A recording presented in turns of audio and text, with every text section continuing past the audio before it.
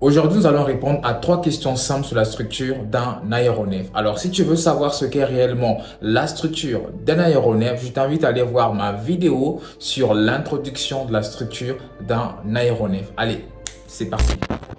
Alors, la première question, c'est pourquoi la structure d'un avion doit être à la fois solide et légère. Elle doit être solide pour résister aux charges aérodynamiques ou encore aux forces aérodynamique durant le vol et lorsque l'avion est sur la terre, notamment le poids de l'avion, les moteurs, les ailes et bien d'autres choses. Elle doit être légère pour assurer une bonne performance parce que si un avion est trop lourd, cela va demander plus de poussée, ça va consommer plus de carburant et ça va demander plus de vitesse lors du décollage. Alors la deuxième question est de savoir pourquoi la transmission des charges est-elle importante. C'est parti. Il faut savoir que les forces ou encore les charges aérodynamiques circulent dans toute la structure.